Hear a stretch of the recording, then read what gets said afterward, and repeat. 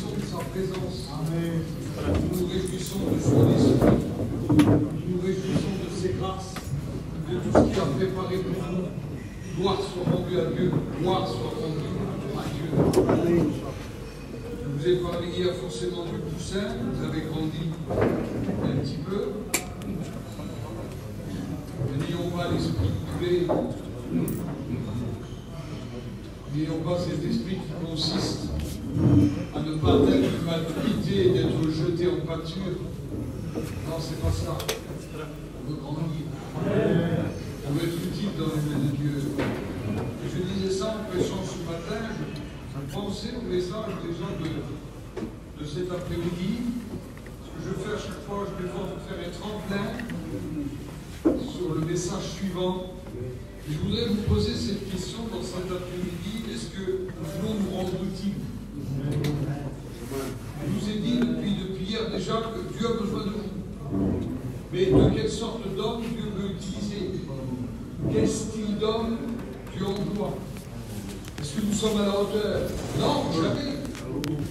Est-ce que nous pouvons le devenir par sa grâce?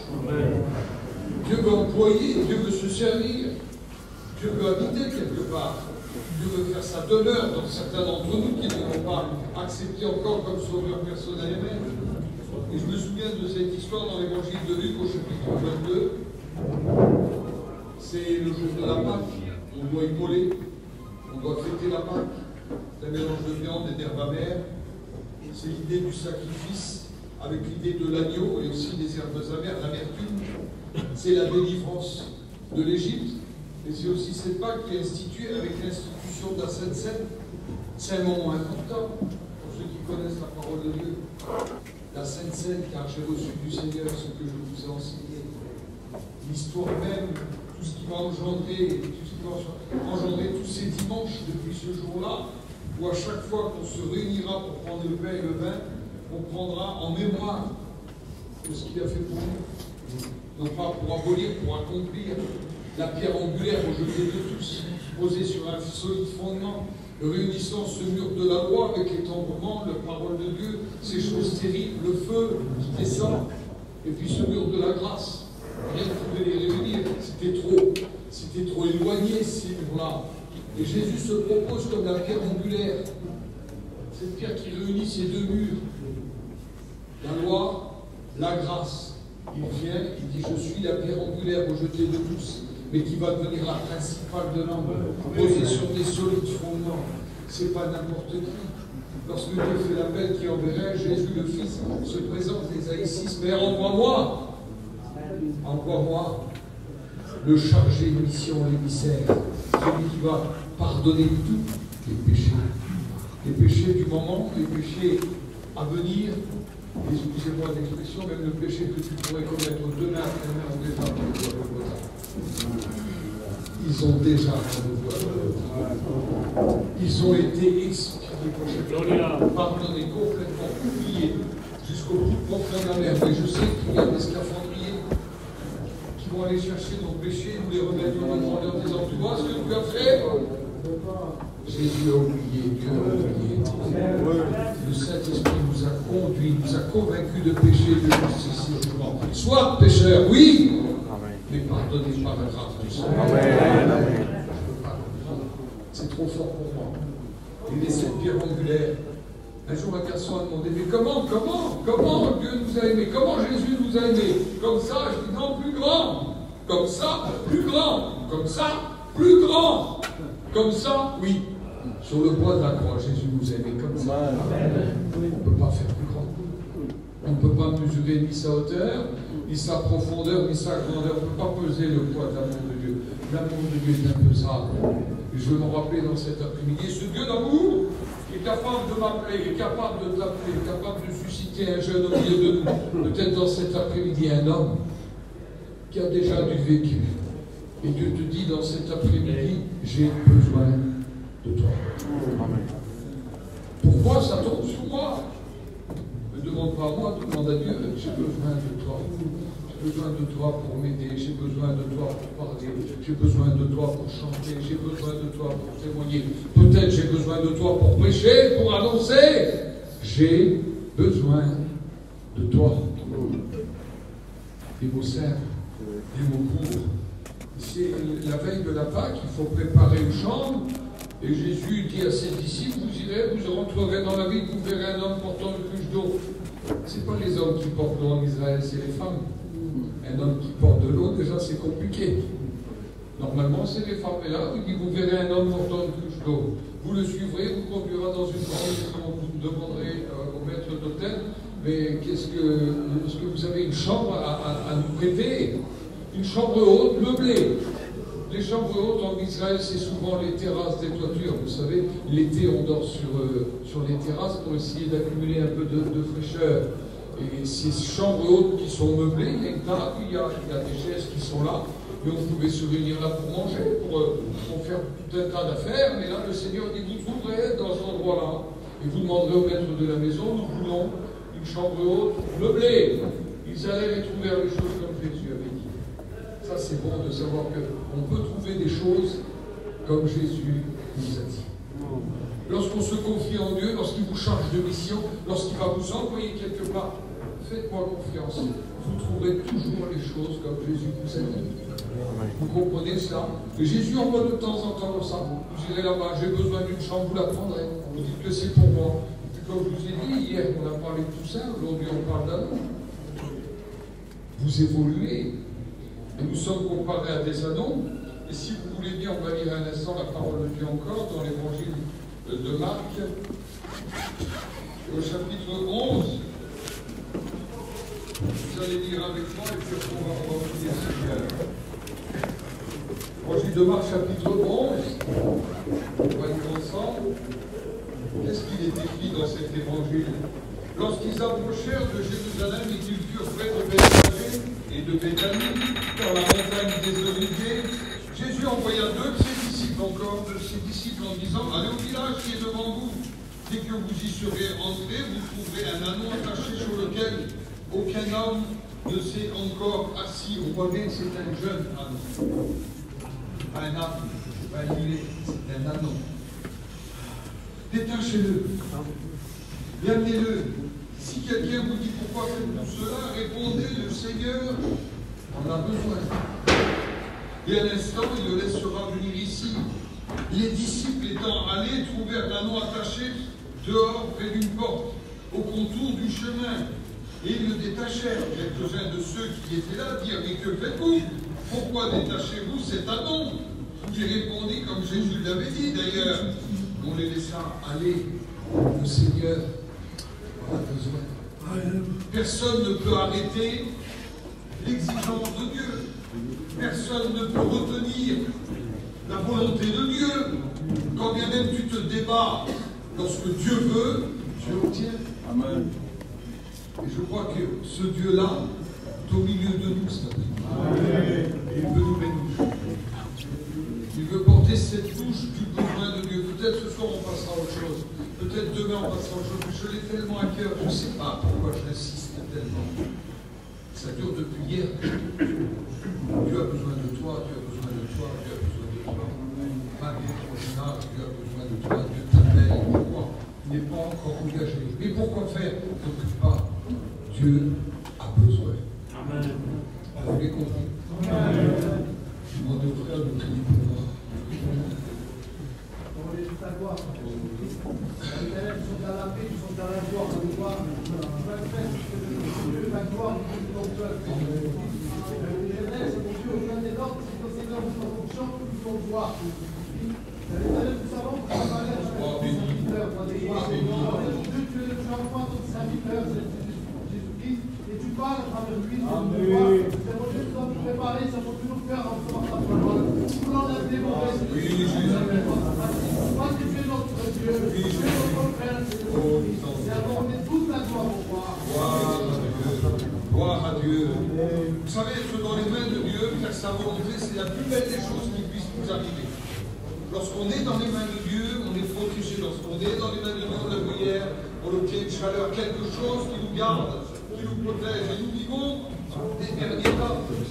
Certains hier me parlaient des prophéties bibliques, de ce qui est en train de se produire par rapport au conflit en Israël, par rapport à la conversion d'un plus grand nombre, même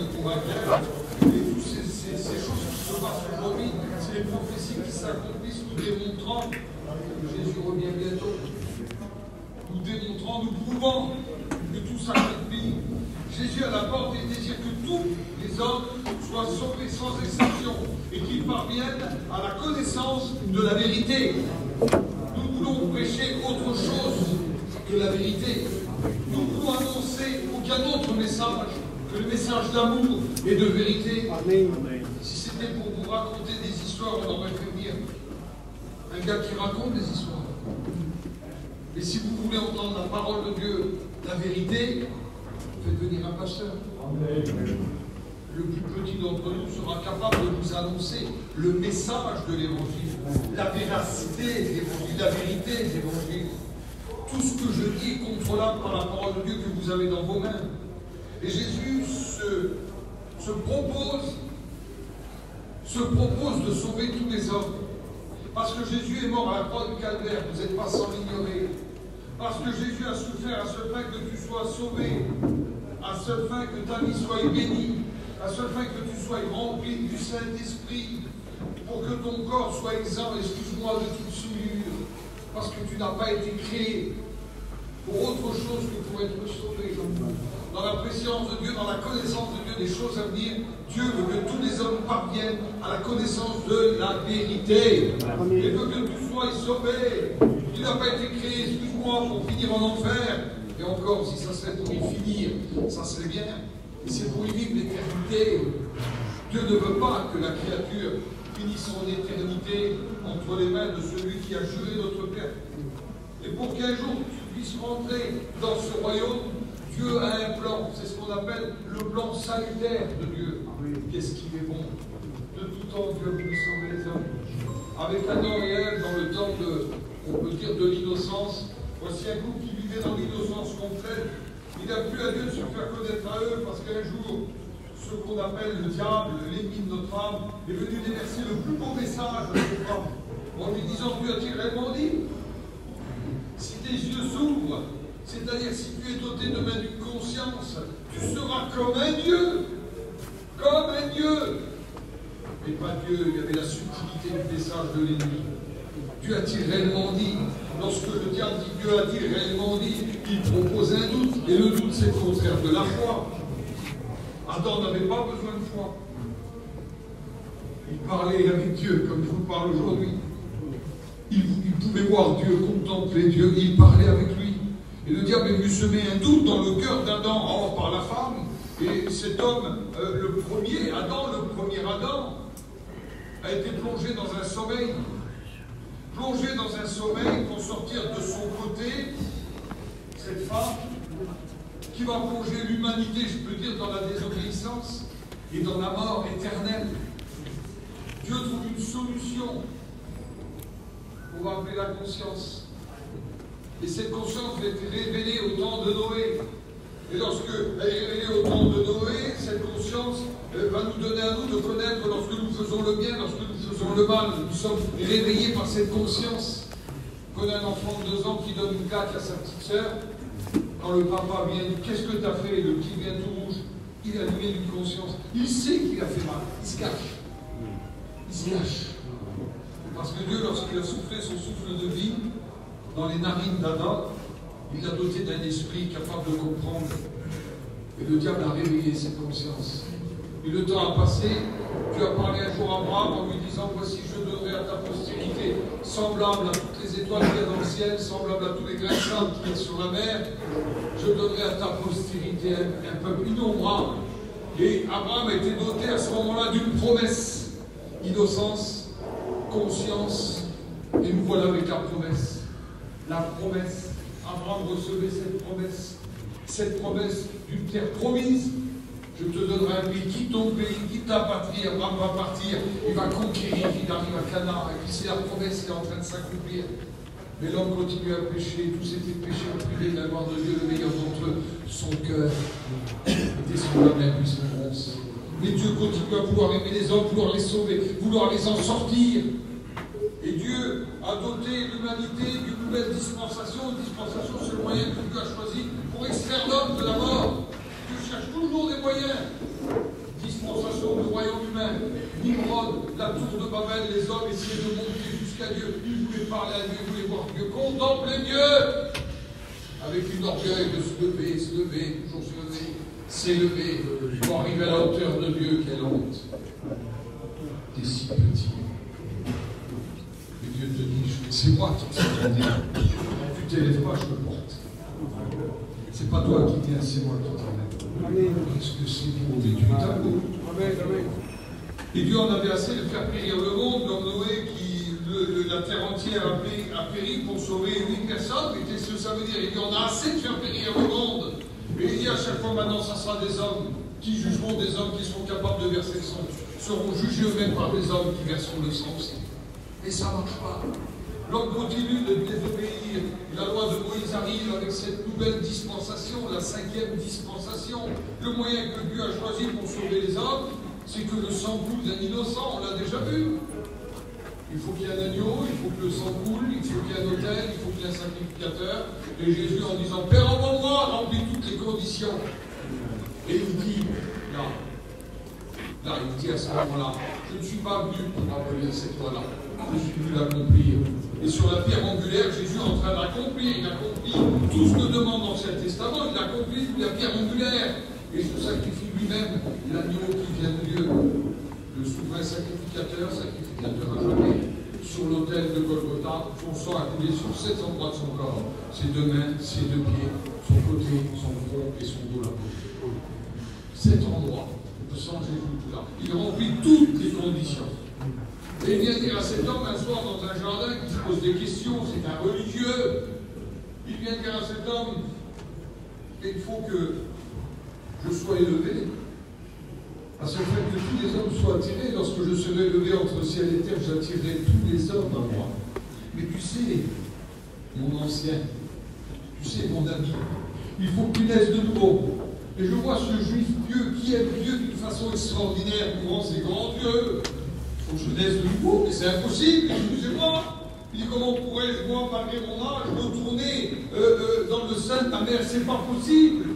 Et Jésus lui dit, puisque tu ne comprends pas cette parabole, je vais te parler directement. Tu connais le livre des Nombres, chapitre 10. Et là, vous connaissez, il ne lui dit pas le chapitre, comme je vous dis là, il ne lui dit pas le nom, mais il est écrit dans les livres anciens. De même, le serpent fut élevé dans le désert, il faut aussi que le Fils de l'homme soit élevé à ce point que quiconque croit en lui ne périsse point, mais qu'il ait la vie éternelle. Et là, cet homme se souvient de ce qui s'est passé dans le désert. Le peuple était désobéissant, le peuple suivait leur propre voie, ils faisaient chacun leur petite cuisine. Excusez-moi de vous dire ça. Ils étaient rebelles à Moïse, ils étaient rebelles au conducteur. Et puis il lui a permis que des serpents brûlants sortent de la terre et viennent piquer ces gens. Ces gens qui étaient piqués étaient voués à une mort certaine. C'était haute obligation. Ils allaient mourir. Et puis le peuple va dire vers Moïse, Moïse, donne-nous une solution. Et Moïse a trouvé une solution. Et pas la solution. Une solution. À l'époque, Moïse s'adresse à Dieu. Comment je vais faire? Ils sont en train de mourir. Tout mon peuple est en train de mourir. Ils ont été piqués. Vous savez, lorsqu'on est piqué par un serpent, c'est pas une simulation facile. J'ai été confronté en Inde avec des combats royaux qui se lèvent à 1 m 20, 1 m 30 au-dessus de la terre. Ils ont une tête qui gonfle, qui double de volume, ils ont des crochets qui sont hauts comme la moitié de mon doigt. Là. Ça fait peur. Et quand ça mord, il y a du venin qui rentre. Et quand le venin vient se disperser dans notre corps, c'est quelque chose de terrible. Au début, c'est une piqûre d'insecte comme une guêpe. Et puis après, on commence à être endolori. Et ça anesthésie les muscles. Et comme le cœur c'est un muscle et les poumons c'est un muscle aussi, les poumons se ralentissent. Et puis le cœur se ralentit. Parce que le venin est parti partout en nous. On vient avoir des hallucinations, on monte en fièvre, et on meurt. Est-ce que le péché ne s'est pas en train de faire la même chose en nous? L'homme a été piqué par le péché, vendu par le péché. Il monte inévitablement dans nos veines et c'est la mort certaine. C'est la mort certaine, car tous ont été mordus par le péché. Et Moïse, l'image du Sauveur, du libérateur, il les a libérés, il les conduit vers une terre promise. Et sur la route qui les conduit vers la terre promise, le peuple continue à être mordu par le péché. Est-ce qu'on n'aurait pas la préfiguration de Christ, notre Sauveur, qui nous sort de la misère, et sur cette route pour nous emmener vers le ciel, la vie éternelle? Nous sommes encore mordus par cela. Y aurait-il un moyen de vous en sortir? Et Dieu dit à Moïse, construis-toi un serpent d'airain, un serpent de pluie. Tu le tailleras, tu le formeras comme tu veux, tu le mettras en haut d'une perche, et à chaque fois que les gens auront les regards sur ce serpent-là, ils auront la vie sauve. Et Christ est en train d'expliquer ça à ce religieux. De même, le serpent fut élevé dans le désert pour sauver les hommes qui avaient été mordus par les serpents, par le venin, monté en eux. Il faut que le Fils de l'homme, moi, Jésus, je sois élevé entre le ciel et terre. Et voici, lorsque je serai élevé, tous les hommes. Alléluia. Alléluia. Amen. Gloire à Dieu. Qu'est-ce que c'est beau. Jésus attire les hommes à lui par son sacrifice.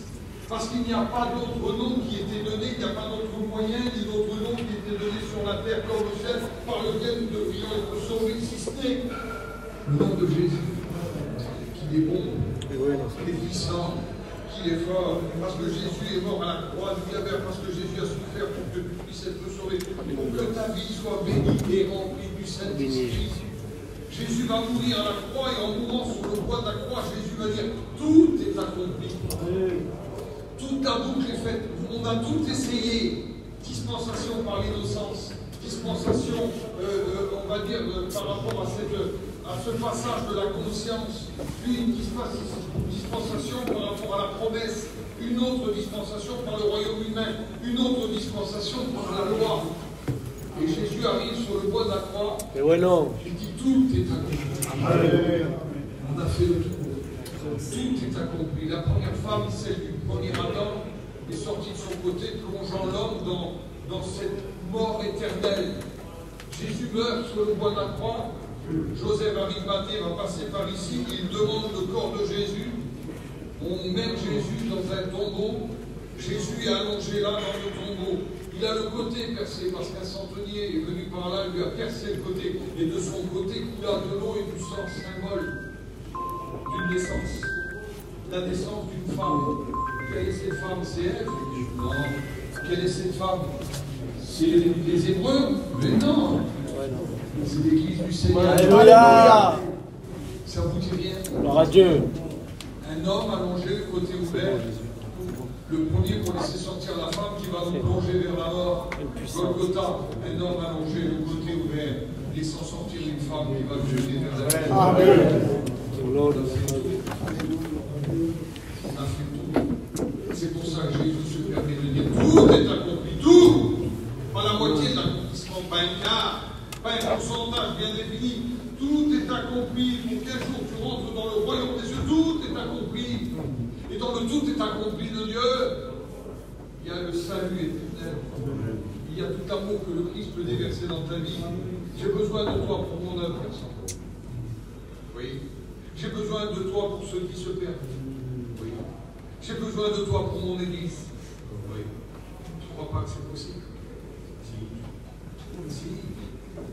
Ah, tu peux faire ce que tu veux quand Dieu appelle dedans. Tu peux trouver partout une personne. Si Dieu a besoin de toi, il va le faire. J'ai besoin de toi pour me servir. On l'a dit ce matin, peut-être pas dans un service prédication, enseignement, non, mais dans un service spécial. J'ai besoin de toi. Mais de quelle sorte d'homme Dieu veut-il se servir cet après-midi? On vit trop dans un monde aujourd'hui où il y a de la légèreté, excusez-moi, il y a de la vulgarité, il y a de l'impudicité, il y a de la souffrance. Je n'ai pas besoin d'un gars qui travaille, qui souffre plus que celui qui peut apporter. C'est pas possible, ça. Dieu veut employer des hommes. Il va te donner ce qui va avec, il va te donner la force. Dieu veut employer des hommes qui sont capables d'avoir la tête de l'autre. Et qui dit, je veux me rendre à ton service. Et guéris-moi déjà, moi. Je veux que tu m'emploies, mais guéris-moi. Et un monde qui ne s'identifie pas, parce qu'aujourd'hui, on s'identifie de trop des choses bizarres. On s'identifie à un artiste, on s'identifie à un sportif, on s'identifie à un oncle, à quelqu'un de la famille, quelqu'un qui a une prestige, quelqu'un d'important. On s'identifie à une équipe, on s'identifie à une mode. Je vous donne un petit témoignage, ça ne vous dérange pas. Je vous parle déjà il y a quelques années où il passait ce film-là au cinéma avec John Travolta.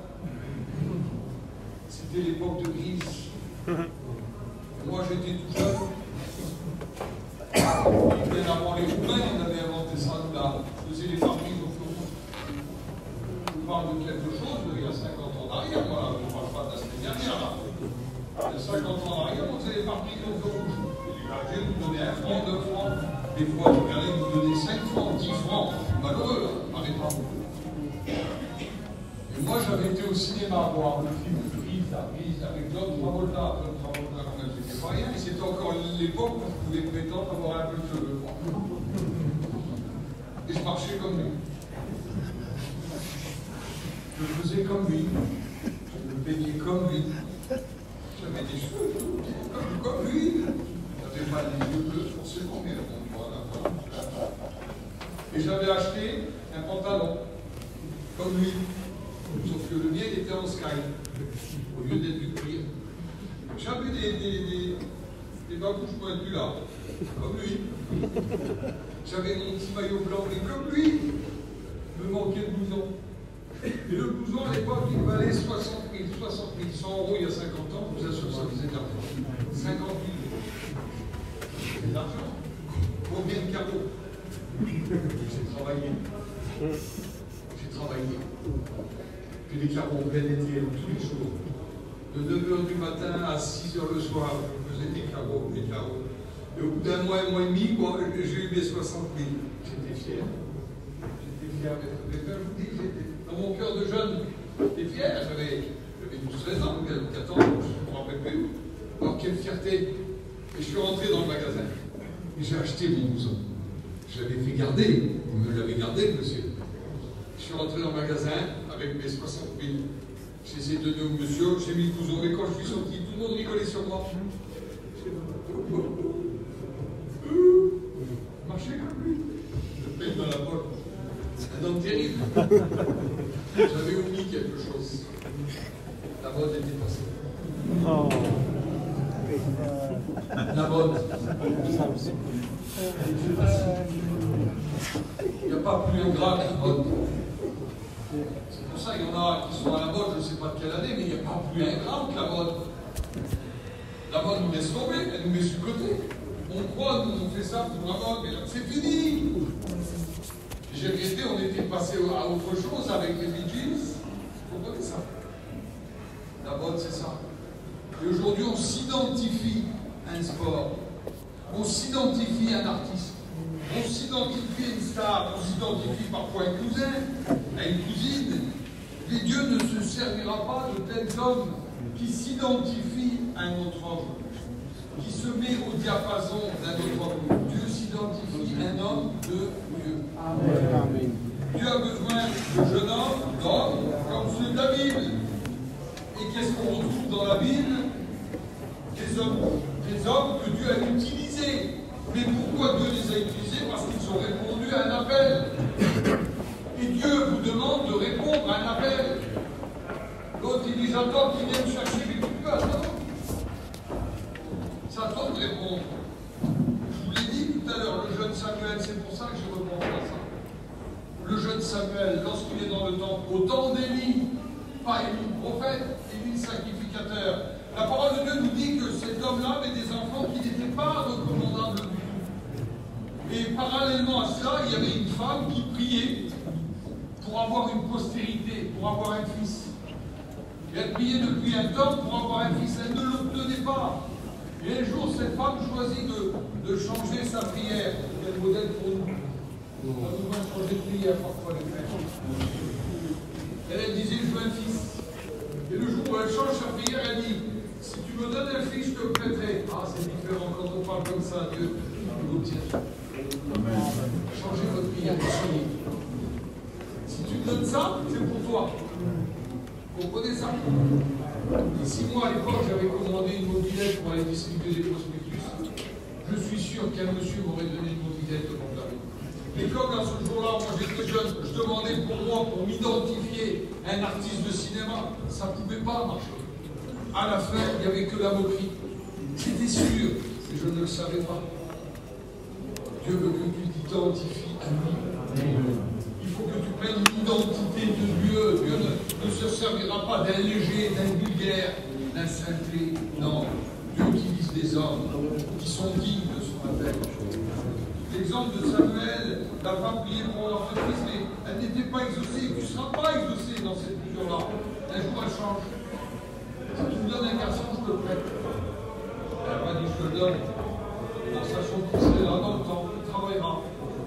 Il entend la voix, il croit que c'est son père, il croit que c'est Élie qui l'appelle. C'est pas son père dans le sens, son père dans la chair, mais c'est celui qui l'élève, donc il l'appelle père. Mais, et lorsqu'il répond à la voix de Dieu,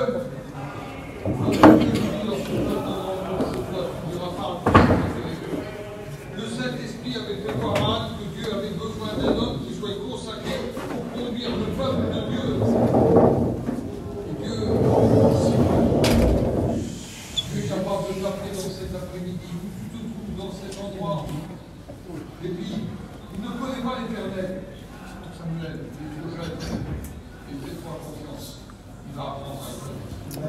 Est-ce que tu voudrais apprendre à connaître l'Éternel? Tu crois le connaître, mais tu ne le connais pas. Tu crois le saisir, mais tu ne le saisis pas. Tu crois que tu peux t'en sortir tout seul. On l'a vu hier. C'est possible de s'en sortir tout seul. Quelle est bonne la présence de Dieu. Verdad, Señor. Amén. Dieu exauce cette femme. Elle a un fils, elle appelle Samuel. Dieu a besoin de jeunes gens qui prennent le temps d'écouter sa parole. On veut aller trop vite aujourd'hui avec les moyens qu'on a, c'est normal. Vous prenez aujourd'hui votre téléphone. Vous avez le monde qui s'exprime. Vous n'avez pas le temps de poser la question. Vous avez déjà plusieurs réponses. Le seul problème, c'est qu'ils sont contradictoires et parfois très loin de la volonté de Dieu. Dieu exauce cette femme et le psalmiste disait un mot par rapport à la parole. C'est pour ça qu'un frère m'a fait remarquer hier, il dit t'as dit à des kilomètres. Moi, je ne sais pas si c'est à des kilomètres. C'est toujours la parole. Ne change pas. J'apprends même que je resterai sans la lire pendant un an. Quand je l'ouvre, je retrouve les mêmes mots. C'est pas évident avec mon téléphone. Je ne suis pas sûr de retrouver les mêmes mots dans 6 mois, dans un an. Le psalmiste disait je sers ta parole contre mon cœur afin de ne pas pécher contre elle. Je sers ta parole. C'est ma garantie. Je ne sais pas où vous en êtes au niveau de vos assurances. Moi, je me souviens, lorsque je sortais de prison, et puis j'étais marié déjà un petit temps, je suis retourné en prison étant marié, et lorsque je suis sorti de prison, j'avais une 504. Pour les plus jeunes, ça vous dit bien, 504, c'est un numéro. C'était une voiture de chez Peugeot. J'avais ma 504, je sors de prison, je roule peut-être 5-6 mois avec. Et à chaque fois que je voyais les gendarmes, j'étais pas assuré. L'assurance était déjà obligatoire. Et puis un jour, j'ai fait quelque chose. J'ai eu un excès, j'avais trop peur. J'ai eu un excès. Je suis rentré dans un bureau d'assurance. Bonjour madame, je voudrais assurer ma voiture. Oui, monsieur, à l'époque, 100 000. En 6 mois, 100 000. 100 000. 150 euros. Pour seulement. Mais enfin, ça c'est pareil, hein, il y a une quarantaine d'années, 42 ans. Et la dame me prend les 100 000, elle remplit la guidance, elle me donne un petit carré vert comme ça. Vous le mettez où, madame, ça? Je suis pas en prise, oui. Oh, je suis pas en prise. Mais quand je suis sorti de l'assurance, je cherchais les gendarmes. Quelle assurance? Je suis pas en prise, ils sont où? Vous voulez dans la vie? Je passais devant eux. Arrête-moi, j'ai pas mis la carte de la. Quelle assurance. L'assurance que Dieu veut te donner dans cette vie. Alléluia. On ne veut pas dire tu vas chercher les problèmes, non. Mais quand tu vas les voir arriver, ça ne te dérange pas. Jésus qui est l'assurance. Amen. On ne peut pas faire mieux qu'avoir une assurance. Et bien, avec le Seigneur, avoir l'assurance en Dieu, l'assurance de Dieu, choisi de Dieu, conduit par Dieu. Et Dieu veut se servir de tels hommes, des hommes qui marchent avec une assurance, pas des hommes qui sont bizarres. Si vous voulez faire des progrès avec Dieu, si vous voulez être utile dans les mains de Dieu, si vous voulez, il est une question de volonté, d'engagement. Si vous voulez que votre vie soit bénie, qu'elle soit une source de bénédiction non seulement pour vous, mais aussi pour tous ceux qui vous entourent. De tels toi et toute ta famille. Alors tu es en train de me dire que si je me mets dans un coin, je prie pour ma petite sœur, je prie pour mon petit frère, je prie pour ma mère, je prie pour mon père, je prie pour mes enfants, je prie pour ma compagne, tu vas les sauver? Non, je n'ai pas dit ça, Seigneur. Ah bon, tu me dis je vais te sauver moi et toute ta famille? Oui, parce que je vais faire de toi un miroir, un reflet de ma parole. Et tu vas les sonder vers moi. Et tu vas les conduire vers la vérité. Parce que l'assurance que j'ai mise dans ton cœur, ça n'a rien à voir avec une assurance de vécu. L'assurance d'être sauvé. Seigneur, les problèmes peuvent venir. Vous savez, c'est pas rien d'avoir cette assurance. C'est pas rien de réfléchir qu'on peut mourir et vivre éternellement dans la honte éternelle. La Bible nous parle de honte éternelle, la honte. Vous avez déjà vécu ça, la honte? Personne n'a vécu la honte? Je vous raconte une petite expérience. On a le temps, mais chez nous. Il y a 2 ans, je vais chercher du bois. Mon genre ne paye pas remorque. Une remorque, paye sa remorque. Et je roule pour chercher du bois, mais il est midi moins quart. Je roule vite. C'est vrai, je vois le feu rouge, vert, orange. Allez, je me le fais tout de même. Je fais les rouges, et je vois du rouge. Et sur le côté, je vois du bleu. Les couleurs. J'aime bien, moins le bleu. Et je roule, le bleu me suit. Le bleu m'arrête. Bonjour monsieur, vous savez pourquoi on vous arrête? Comment ça? Je ne répondais pas. Oui monsieur, oui, je suis pressé. Ah, vous avez le permis de conduire? Oui. Et je donne mon permis de conduire. Ça ne m'est jamais arrivé avant. Dans mon permis de conduire, il y a ma carte de passeur. Oui. Il dit, monsieur, vous savez, c'est 4 points? Oui, monsieur. Oui. Vous constatez que vous ne refusez pas, vous n'êtes pas contre le non, monsieur. Voilà. Et quand il ouvre le permis, là, ça me dit rien ne me dérangeait. Les 4 points ne me dérangeaient pas. L'amende ne me dérangeait pas. Vous savez ce qu'il a dit, ce motard, là? Je l'ai redit jusqu'à la 8e génération. Ça reste entre nous, mais je ne le pas. Il a dit, et en plus, un homme de Dieu, il a vu ma carte de passeur. J'ai commencé à devenir rouge comme le feu là. Et j'ai pris une honte sur moi. Quelle honte! Et en plus, le motard prononce le mot Dieu. Il aurait dit en plus un homme comme vous, ça ne m'aurait pas gêné. Il dit en plus, un homme de Dieu. Ah la honte! J'ai eu honte, honte. Les rougeurs sont venues. On m'aurait coupé, le sang ne m'aurait pas coupé. Quelle honte, quelle honte!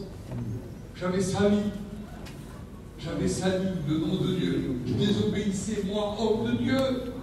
Je croyais que j'étais un homme de Dieu. Et je me fais reprendre par un petit motard.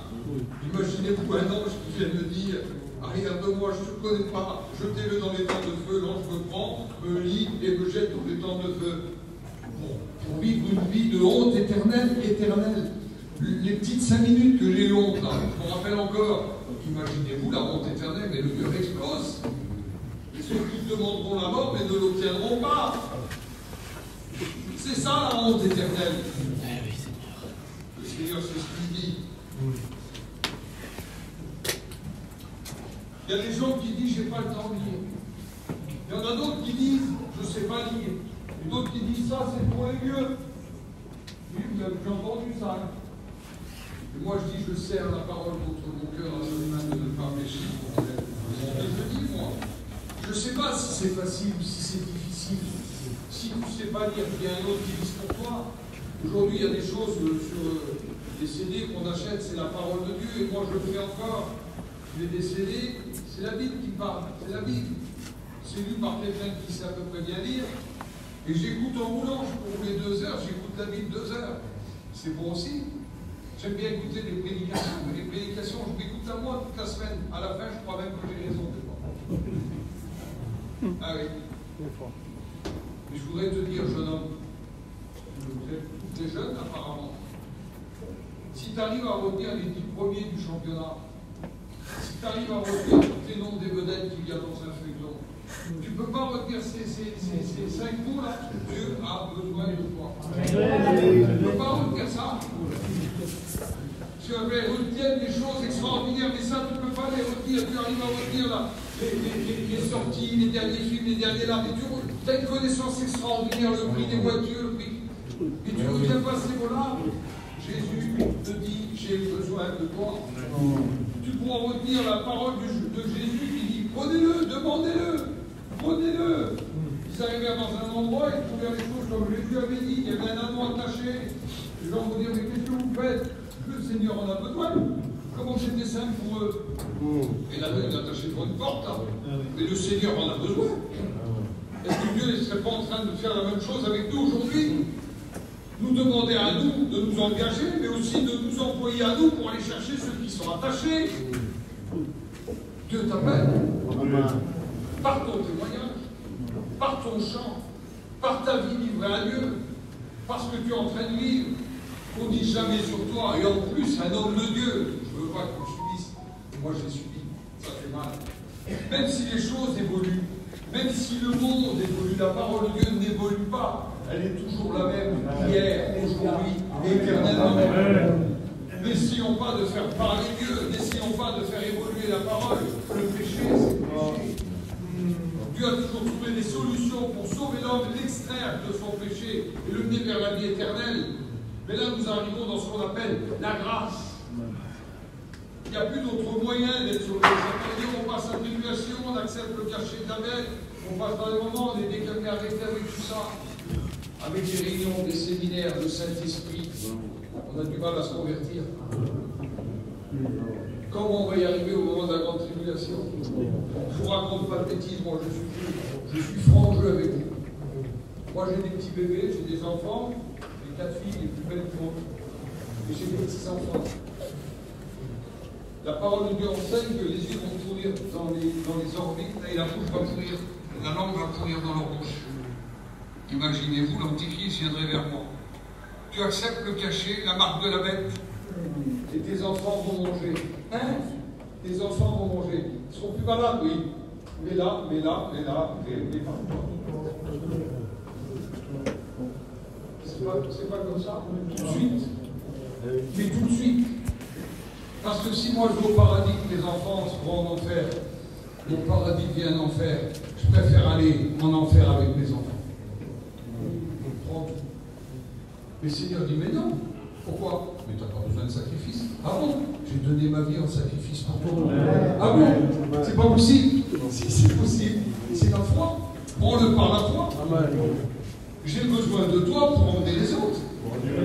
Mais s'il a donné au son de la trompette, à la voix d'un archange, voici le Seigneur lui-même descendra sur les nuées du ciel. Et nous ne devancerons pas ceux qui nous ont devancés. Et nous partirons à la rencontre du Seigneur. Quelle beauté, quel beau programme. Plutôt qu'un programme de tribulation, la tête coupée, les sauts qui suivent, la paix qui est rendue sur la terre, ils prennent des épées, ils égorgent leurs copains. Arrêtons avec ces messages-là, arrêtons avec ces prédications-là, arrêtons. Il y en a qui font des listous, des messages. Il vient. On écoute derrière l'autre au piano, derrière l'autre. Il a la main sur la poignée. Il est minuit moins 2 à l'horloge. Mais je meurs, mon frère, c'est pas un film de peur. Oh, réveillons-nous.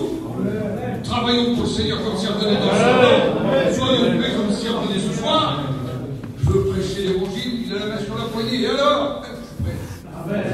Amen. Hey, je ne vais pas vous faire peur. Attention, si on vient demain, tu vas passer l'éternité en enfer. On sait que c'est la vérité, mais tu es assez conscient aujourd'hui, dans la conscience, dans la promesse, dans la loi, dans la grâce, tout a été présenté. Et la grâce, c'est que tu n'as pas besoin de souffrir. Jésus a souffert pour toi. Alléluia. La grâce, tu n'as pas besoin de faire d'efforts. Santo est. La grâce, je m'en vais vous préparer une place. La seule fois que là où je suis, vous y soyez aussi. Qu'est-ce que c'est pour la grâce? J'en ai assez, moi. J'ai besoin de films d'horreur? Non. Quand bien même il aurait la main sur la poignée.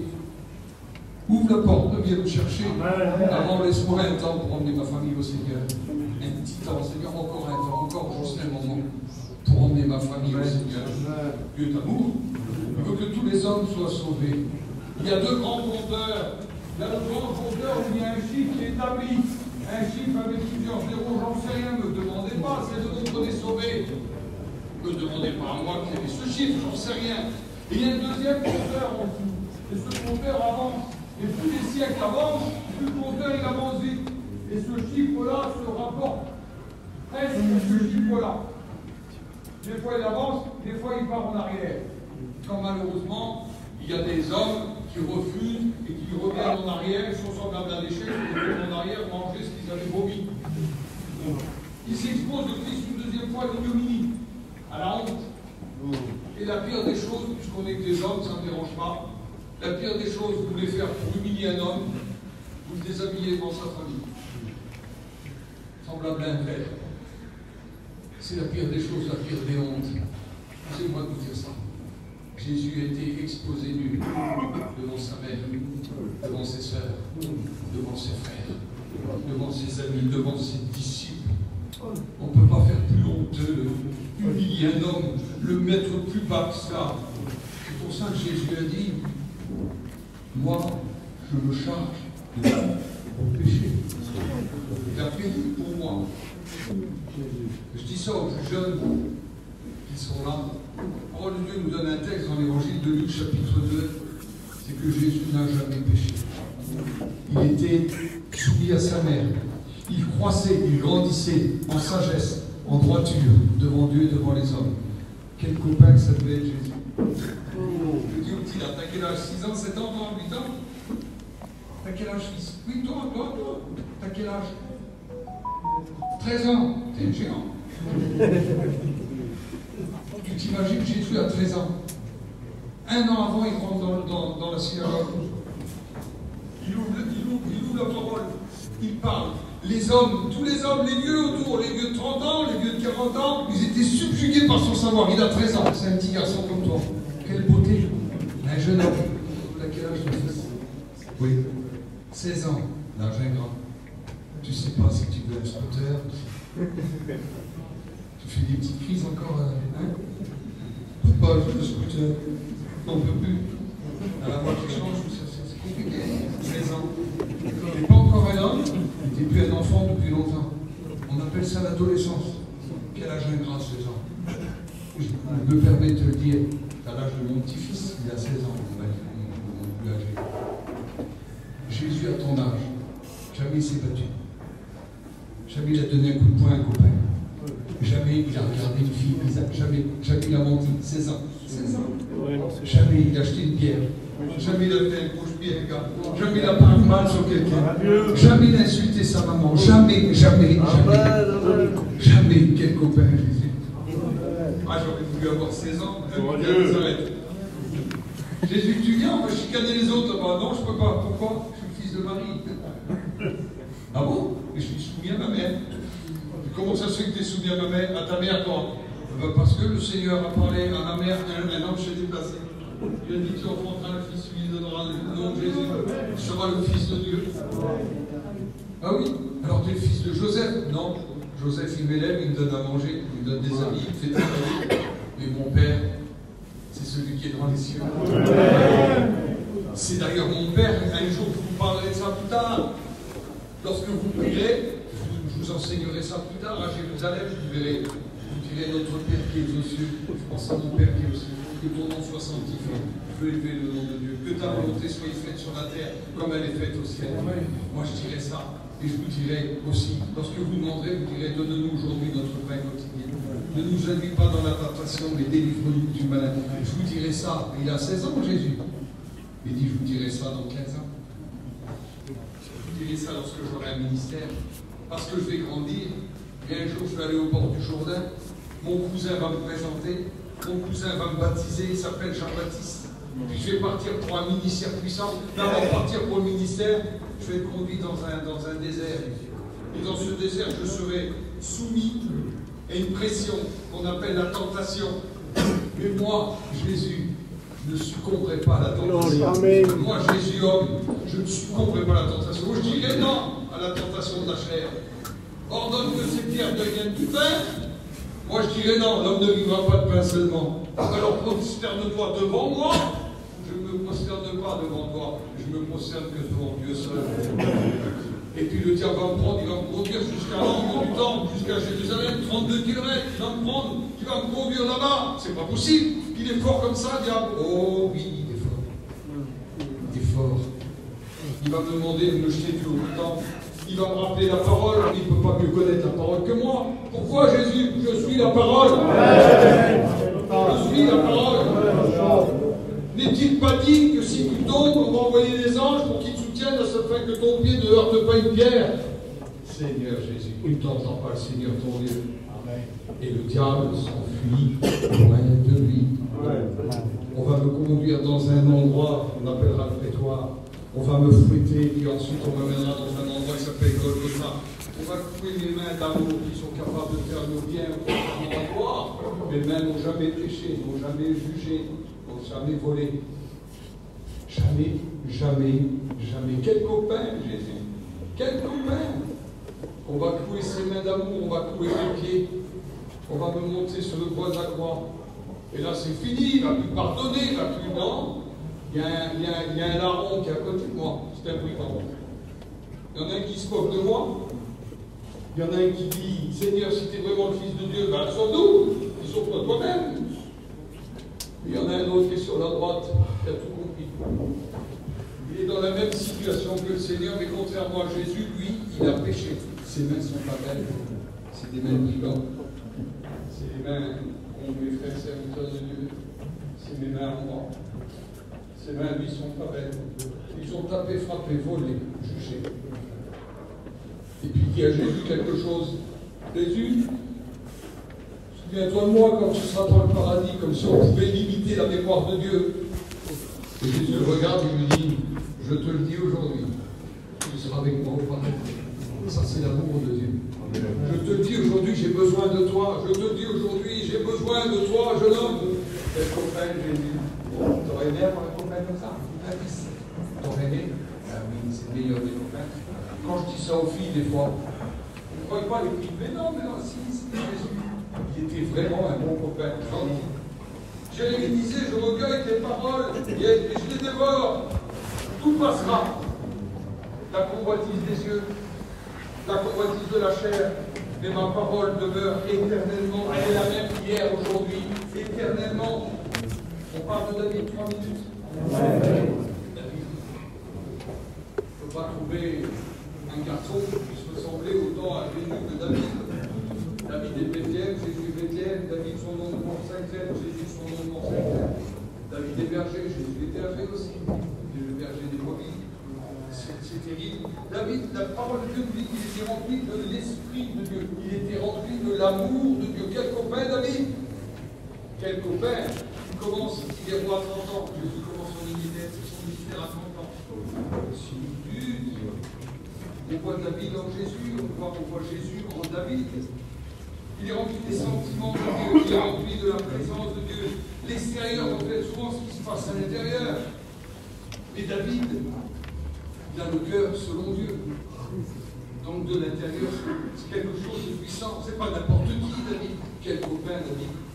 Quel ami pour faire un moment de route. Mais David reste un homme.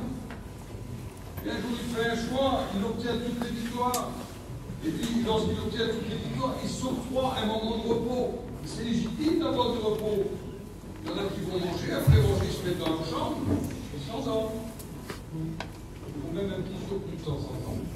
Vous comprenez ça, ce que je suis en train de vous dire? C'est légitime d'être fatigué. Oui, mais la promenade, c'est pas légitime. David se met sur sa terrasse et observe de l'autre côté, elle est là-bas. Beersheba. Il y en a un jour, il dit, elle est là-bas, mademoiselle Beersheba, j'ai repris en février, je dis non. Ça aurait été une mademoiselle, ça se serait à peu près bien passé. C'était madame. C'était madame Beersheba. C'est ça le problème. Et David a regardé, le deuxième regard, il a convoité. Troisième, il a fait un protocole de péché. Les médecins aujourd'hui nous indiquent des protocoles pour guérir. Lui, c'est donné un protocole pour devenir malade. Jamais vu ça. Il dit, je prends un arme je l'envoie au combat, il arrive au combat, il meurt, elle est veuve, je peux la prendre. Vous imaginez? Mais un petit peu, ah, c'est plus bon copain, David.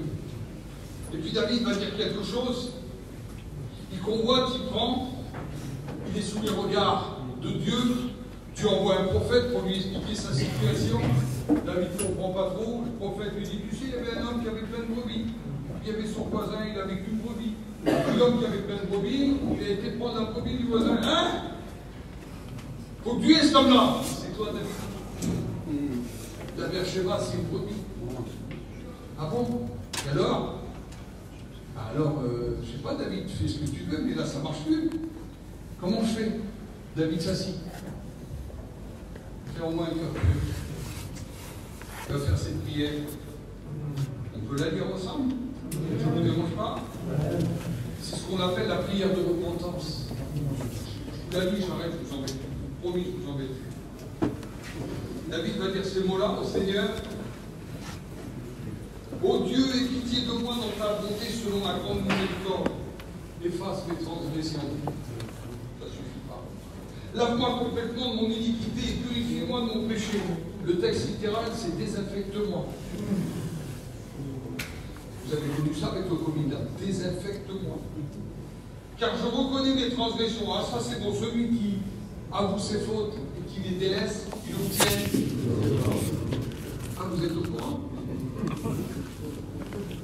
Il dit, mon péché est constamment devant moi. Donc il y a un problème là. Quand on obtient miséricorde, le péché n'est pas constamment devant nous. Donc il y a un manque quelque part. Sa prière est mal guisée, mal tournée. J'ai péché contre toi seul, j'ai fait ce qui est mal à tes yeux, en sorte que tu seras juste dans ta sentence, sans reproche, dans ton jugement. Il dit, voici, je suis né dans l'iniquité, dans le péché. Il dit, ma mère m'a conçu dans le péché. Il séduit bien, c'est déjà bien. Mais tu veux que la vérité soit au fond de mon cœur. Fais donc pénétrer la sagesse au-dedans de moi, un protocole de guérison, une intraveineuse. J'ai besoin d'être transfusé. On veut à l'hôpital, on veut être guéri, mais on ne veut pas piqûre. Vous avez vu comment c'est? Parce que je vais au dentiste, moi, c'est tout un travail. Il dit, ouvrez la bouche, monsieur. Ouvrez la bouche, je ne peux pas vous soigner. Débrouillez-vous comme vous voulez, je ne veux pas, j'ai peur. Une piqûre, je tombe dans les pommes. Vous savez pourquoi? Le temps qu'il prépare la piqûre, le monsieur, je fais ça moi. Et je retiens ma respiration. Ouvrez la bouche. Ouvrez la bouche. Et je n'explique pas, au bout d'un moment pas, je tombe dans les pommes. Vous allez dire, c'est bizarre, grand gaillard, j'ai peur des piqûres. Mais je vais avoir les dents, c'est pas possible. Tu ne peux pas être guéri sans les soins, ça fait mal. Lui, David, il dit, fais donc pénétrer la sagesse au-dedans de moi, purifie-moi avec de l'hysope et je serai pur. Lave-moi, je serai plus blanc que la neige. Le texte littéral, c'est bats-moi comme une femme bat le linge au lavoir. C'est profond. Il y aurait des femmes anciennes au milieu de nous, on dirait, mais comment tu faisais? Il y avait des espèces de mains. Vous mettez le drap qui était ici, mettez plein d'eau, des poils du savon, et il battait le drap. Et la crasse était expulsée. David dit ça au Seigneur. Purifie-moi. Lave-moi et je serai plus blanc que la neige. Annonce-moi l'allégresse de ta joie et mes os que tu as brisés se réjouiront. Détourne ton regard de mes péchés et efface toutes mes iniquités. Quelle prière, ô Dieu, crée en moi un cœur pur. Renouvelle en moi, c'est bien que il faut renouveler. Renouvelle en moi un esprit bien disposé. Je ne me rejette pas loin de ta face. Ne me retire pas ton Esprit Saint. Ne me retire pas ton Esprit Saint. Rends-moi la joie de ton salut. Et qu'un esprit de bonne volonté me soutienne. J'enseignerai tes voies à ceux qui la transgressent. Et les pécheurs reviendront à toi. Ô Dieu, Dieu de mon salut, délivre-moi du sang versé. Il a versé le sang du innocent. Et ma langue célébrera ta miséricorde, Seigneur, pour mes lèvres. Et ma bouche publiera ta louange. Si tu avais voulu des sacrifices, on aurait offert. David aurait pu faire des sacrifices. Des milliers de taureaux l'auraient pu offrir. Que tu ne prends pas plaisir aux holocaustes. Les sacrifices qui te sont agréables. Et la furie là, c'est un esprit brisé. C'est c'est un homme qui sait dire oui à Dieu. Oh Dieu, tu ne dédaignes pas un cœur brisé et contrit. C'est celui qui sait dire oui, c'est vrai. Je ne suis pas à la hauteur. J'ai besoin de me placer devant toi. Dieu a besoin d'une sorte d'homme comme cela. Dieu a besoin d'un jeune homme comme Élisée qui a tout abandonné. Il avait 12 paires de bœufs, il a pour avec la dernière paire, une paire de bœufs. Je ne sais pas si vous imaginez, c'est une Mercedes Sprinter tout neuf, rempli de marchandises. Il avait 12 paires de bœufs. Lorsque l'homme vient l'enrôler, il dit j'ai besoin de toi, Élisée. Il dit laisse-moi dire au revoir à ma famille. Il va là-bas, il prend une paire de bœufs, il la ramène, il les donne en sacrifice, il les distribue. Mais ça, c'est un homme qui sait dire oui. Il y a des sacrifices à faire, mon frère. Fais-le. Vous l'avez compris, Seigneur. On demande la grâce de Dieu. Dieu s'appelle des gens.